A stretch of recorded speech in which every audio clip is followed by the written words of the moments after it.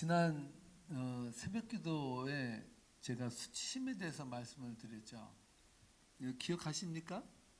여러분, 수치심이 언제 나타난다고 했습니까? 이 심리학에서는 이 수치심을 아주 심하고 심각하게 다루는 마음의 한 현상이라고 하는데요. 이 수치심이 중요한 이유가, 이 수치심은요 마음속에 분노를 일으키거든요. 그래서 이 수치심이라는 이 문제를 잘 다스리는 사람이 인격적으로 다듬어지는 사람이에요. 그래서 이 수치심이라는 것은요, 남이 없으면 애초에 존재하지 아니하는 감정이라고 합니다. 수치심은 항상 혼자서 수치를 느끼는 적은 한 번도 없어요. 항상 상대방, 또 더 나아가서 대중, 여러 사람 앞에서 수치를 느낄 때, 그때 드는 감정이 수치심이라고 합니다. 제가 초기에 이민 왔을 때 가끔 말씀드렸는데, 미국에 처음 와서 저희 큰처남대는 이민구 집사님 집에 아파트가 방이 2개였거든요. 근데 한 방은 저희 큰처남이 쓰고 한 방은 저희 장모님이 썼습니다. 제가 500불 들고 미국 와가지고 돈이 없어가지고 4개월 동안을 제가 그 아파트에서 사는 거예요. 지금 생각해보면 무슨 용기인지도 모르겠어요. 그 쉬운 게 아닌데, 우리 장모님은 거실에서 주무시고, 그렇게 이제 화장실도 하나 있는데 같이 이제 쓰고 이렇게 산 거죠.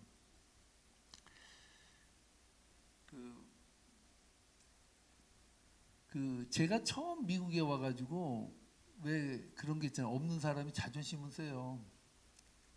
괜히 뭐를 해도 이게 없으니까 내가 이게 좀 뭐 서글픈 거 아닌가 뭐 이런 생각도 들고, 그런 감정들이 많이 교차했습니다.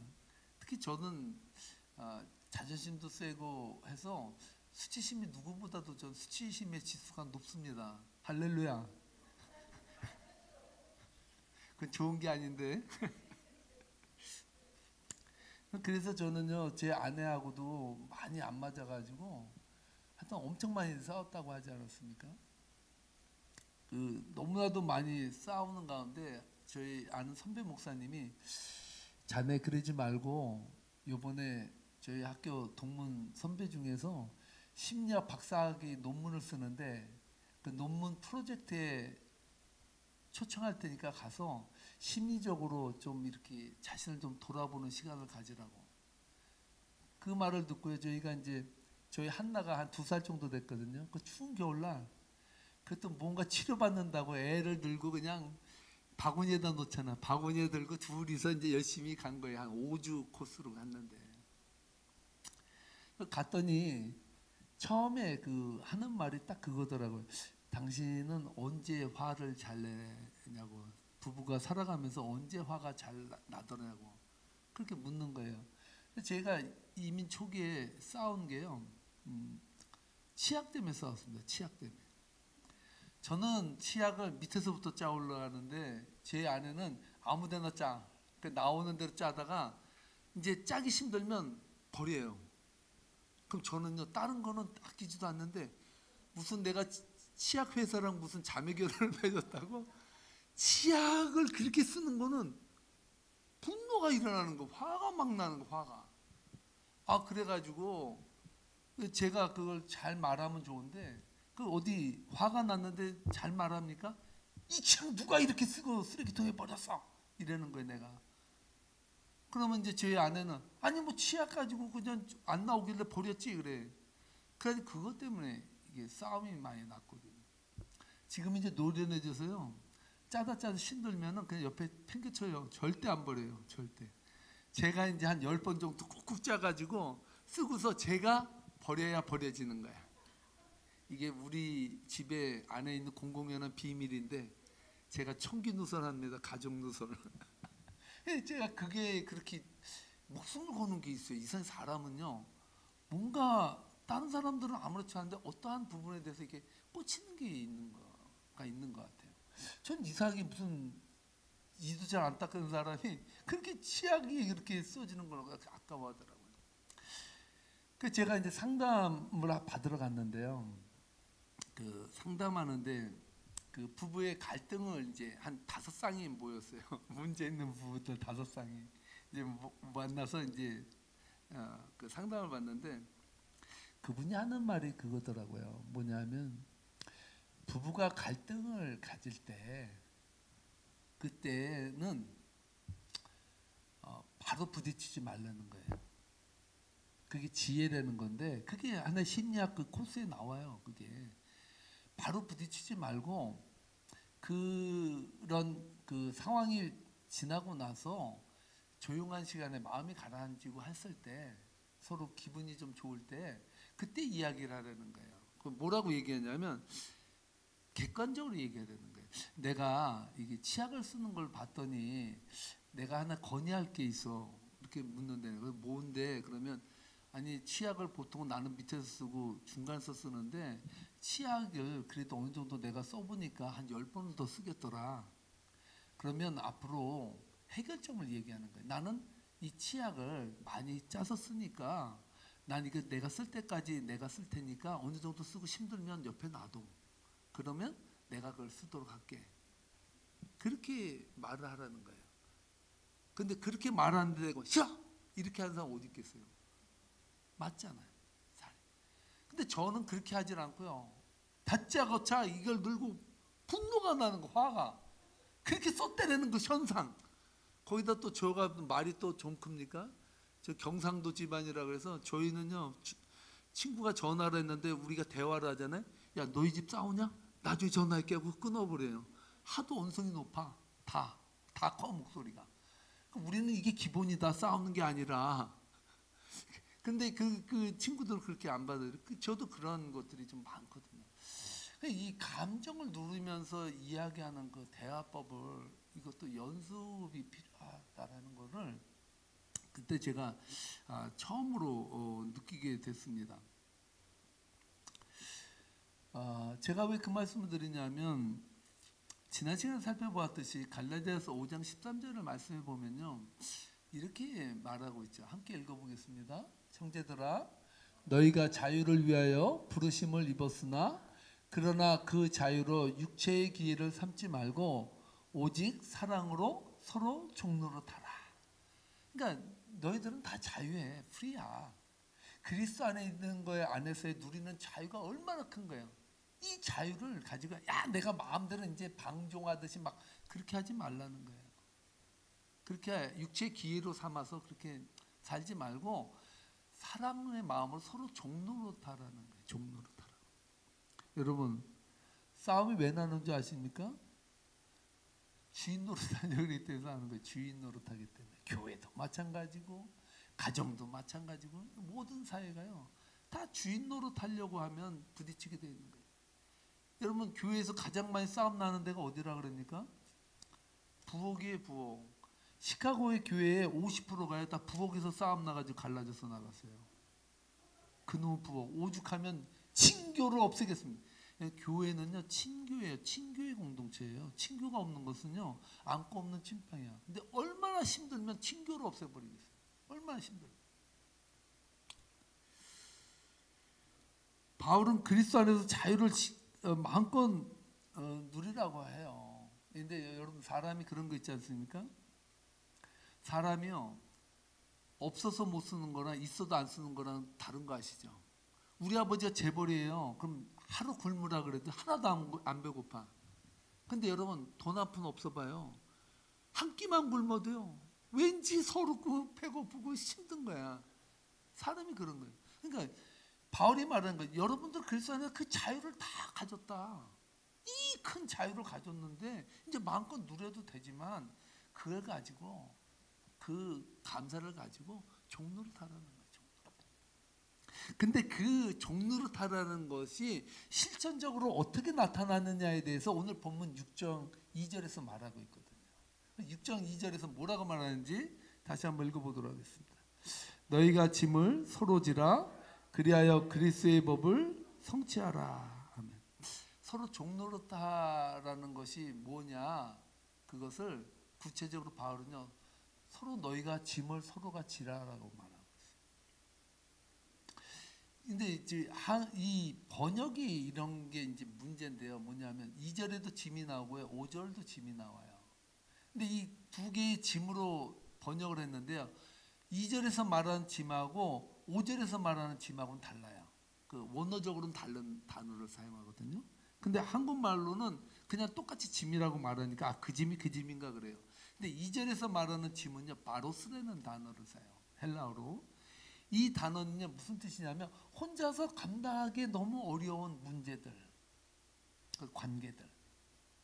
그런 관계들에 있어서 서로가 그러한 짐을 떠넘기지 말고 함께 동반자로서 지고서 나가라는 거예요. 갈라디아 성도들에게 그 처방을 내리는 거예요. 너희가 서로 짐을 져라. 짐을 지는 마음. 그런 마음으로 살으라는 것이 바로 이 짐이라는 것이죠. 여러분 그래서요. 사람은요. 그 하나님께서요. 누구에게나 다 각자에게 주신 하나님이 준 고유한 은사가 있어요. 저에게 없는 은사들을 여러분들이 가지고 있는 것이 많다고요. 저는 말씀 전하는 은사 외엔 별로 잘하는 게 없어요. 뭐 잘하는 게 뭐냐 그러면 할 말이 없어요. 별로. 근데 또 말씀 전하는 것도 잘하지도 못해. 그냥 말씀 전한다는 거지. 그런데 각자가 가지고 있는 그 장점이 있는데 그 장점을 가지고 서로가 그 장점에 대한 것을 가지고 짐을 져주는 거예요. 서로. 상호 연대 책임이에요. 상호 연대 책임. 그게 가정이고 교회라는 말이죠. 그래서 여러분 그게 이런 말 있지 않습니까? 짐은 나누면 반이 된다고. 슬픔은 나누면 반이 된다고. 그 백지장도 맞들면 나은 거예요. 자그만 거라도 같이 하면 낫고 이 공동체라는 게 그래서 소중한 건데 그런데 중요한 것은 뭐냐면요. 서로 짐을 지는 것이 뭐라고 말합니까? 그리스도의 법을 성취하는 거예요. 여러분 여기서 그리스도의 법이 뭡니까? 그리스도의 법이 사랑이에요. 사랑. 그리스도가 우리에게 준 법은요. 율법이 아니에요. 율법은 계율이고 하나의 법도라고요. 근데 그리스도가 준 법은 사랑이에요. 서로 짐을 지는 것이 그리스도의 사랑을 성취하는 일이다 라고 바울은 말해주고 있다는 거예요. 그래서요 3절 말씀을 보면 본문에는 없지만 원문을 보면은 가르라는 접속사로 시작하고 있거든요. 근데 지금 우리 번역본에는 없습니다. 그 3절 말씀에 보면 이렇게 말하고 있습니다. 함께 읽겠습니다. 만일 누가 아무것도 되지 못하고 된 줄로 생각하면 스스로 속임이라. 아멘.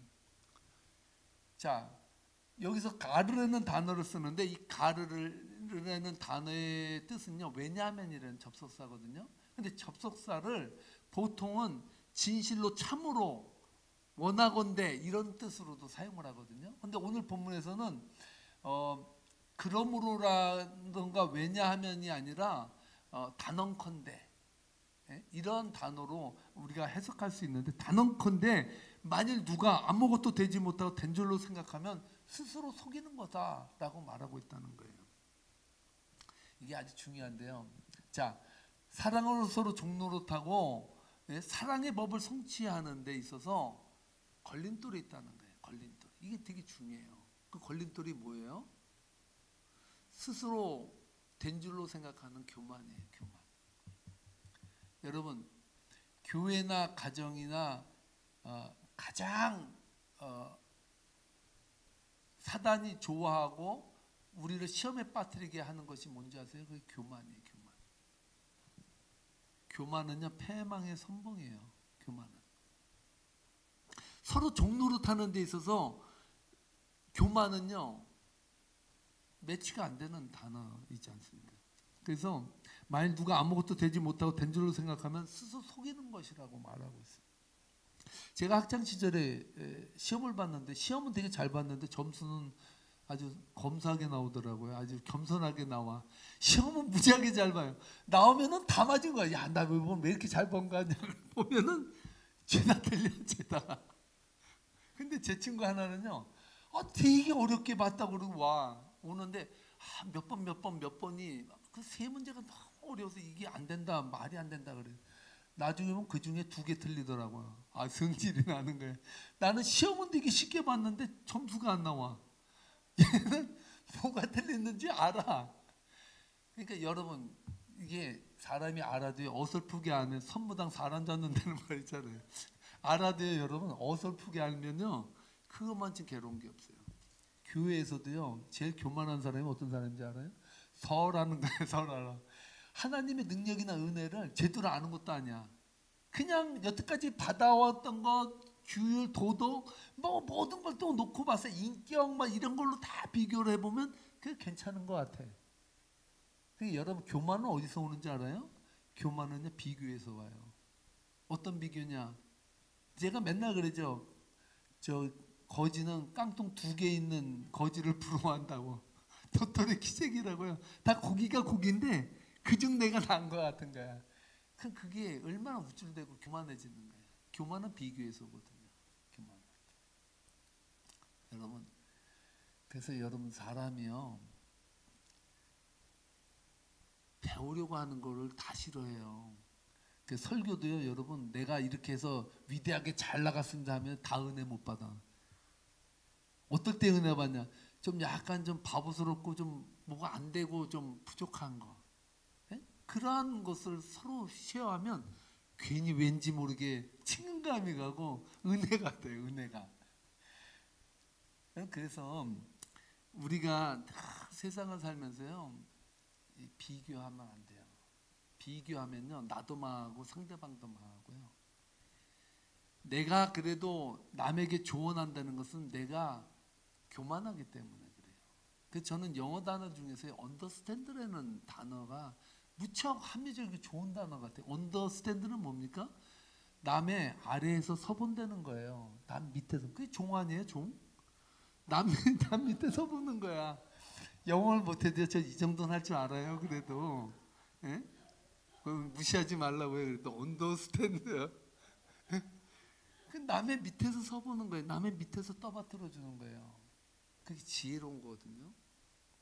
내가 잘났네 하고 가르쳐 주는 거냐? 하나도 우리 반세가 맨날 그래서 뭐 하면은 하나도 안 들려 맨날 그러거든요. 우리가 정말로 사랑은요 정말 그리스도 안에서 율법의 완성인 사랑의 법을 성취하는 거는요 항상 언더스탠드 돼야 돼요. 언더스탠드. 밑에서 이해해 줘야 된다. 밑에서 떠받들어 줘. 바울은요 갈라디아 성도들에게 서로 짐을 지기 위해서 해야 되는 행동 지침인 처방전을 써줬어요. 제가 여러분들에게 오늘 처방전을 알려줄 거예요. 그럼 어떻게 사랑의 법을 성취할 수 있냐? 서로 어떻게 짐을 질 수 있냐? 그 처방전을 바울이 오늘 우리들에게 가르쳐 줬다. 여러분 이걸 잘 따라하시면 따라하시면 나도 행복한 인생이다. 여러분 뭐 내일 지구가 망하고 쪼개고 뭐해도요. 오늘 이 예배에서 기쁨은 기쁨이야. 이 기쁨을 계속 유지하면 그게 기쁨이고 또 기쁨이에요. 그러니까 여러분 뭐든지 그냥 은혜로 열어가시면 됩니다. 열어가시면. 4절 말씀 다 함께 읽어보도록 하겠습니다. 각각 자기의 일을 살피라. 그리하면 자라날 것이 자기에는 있어도 남에게 이는 있지 아니하리라. 아멘. 이 말씀 한마디로 말해서 무엇이라고 말하는지 아십니까? 이 말을 전문 용어로 주제 파악이라는 거예요. 주제 파악. 네 자신을 알라. 근데 요즘 젊은 세대들은 그러더라고. 네 꼬라지를 알라 이렇게 말하더라고. 네 자신을 알라는 거예요. 네 자신. 각각 자기의 주제 파악을 하며 살아라. 그리하면 자랑할 것이 나에게만 있고 남에게 있지 않다는 것을 알게 될 것이다. 이렇게 말해요. 여기서 자랑할 것이 자기에게는 있고 남에게는 있지 않다라는 말이 되게 혼동을 가져와. 이게 무슨 말이에요 대체? 자기 일을 살피면 자랑할 것이 나에게만 있고 남에게는 없다. 그럼 나는 자랑할 것이 있는 건가? 이런 마음이 들잖아요. 남에게는 말을 안 해도 나에겐 자랑할 것이 있다라고 내가 생각하는 건가? 그것도 따지면 교만 아니에요. 그것도 교만이라고. 여기서 말하는 그 단어의 이 뜻은요, 그게 아니라는 거예요. 지금 빌립보 교회 성도들에게 사랑의 공동체로 살아가는데 방해 요소가 있는데 그것이 뭐냐면 상대방과 비교해서 자신이 그래도 낫다는 그 자긍심을 가지고 우쭐대는 문제라고 본 것이에요. 그래서 이 비교에서 오는 자긍심을 버리라는 말이거든요. 그래서 오직 우리가 지닐 자긍심이 있는데 그 자긍심이 뭐냐는 거예요. 그 자긍심이 뭘까요? 우리가 자랑할 것. 바울도요 늘 한 가지를 자랑했어요. 다른 거는 자기 안에 가진 것은 모두 다 배설물로 여겼어요. 학식, 지식, 그가 가진 지위, 능력 다 배설물로 여겼어요. 근데 한 가지는 자랑했어요. 그 자랑이 뭔지 아세요? 그리스도의 십자가. 따라하시 바랍니다. 그리스도의 십자가. 그리스도께서 날 위해 죽으셨다는 그 십자가는 이 안에 자랑으로 남아있어요. 큰 자랑 아니에요. 큰 자랑. 이것만 남기려는 거예요. 이것만 남기면 남에게 자랑할 것이 없고 나를 살피는 것이 된다는 거예요. 할렐루야. 이럴 때 우리에게 은혜가 온다는 거예요. 은혜가 온다는 거예요. 그래서 마지막으로 결론적으로 또 짐을 이야기해요. 5절 말씀 다 함께 읽겠습니다. 각각 자기의 짐을 질 것이라. 아멘. 2절에서 말씀한 짐과 지금 오늘 본문에서 5절에서 말한 짐이 다르다 그랬잖아요. 그럼 뭐가 다를까요? 2절 말씀에서는 공동체로서 교회의 공동체나 가정의 공동체로서 짊어져야 될 짐이 있어요. 그것은 뭐냐면 상대방이나 아니 교회에서 구성원들이 아파하거나 약점이나 단점이나 그런 모든 것을 함께 짊어지면서 함께 어깨동무하면서 나가는 짐. 그것이 2절에서 말하는 짐이라면 5절에서 말하는 짐은요. 각자가 가정이나 교회나 하나님께서 부여한 직책이나 직임이나 해야 될 일에 있다라는 거예요. 그 짐은 스스로가 지고 나가라는 거예요. 그래서 성경학자들은요 5절에서 말하는 저 짐을 배낭이라고 말을 해요. 배낭. 우리가 지어야 될 배낭.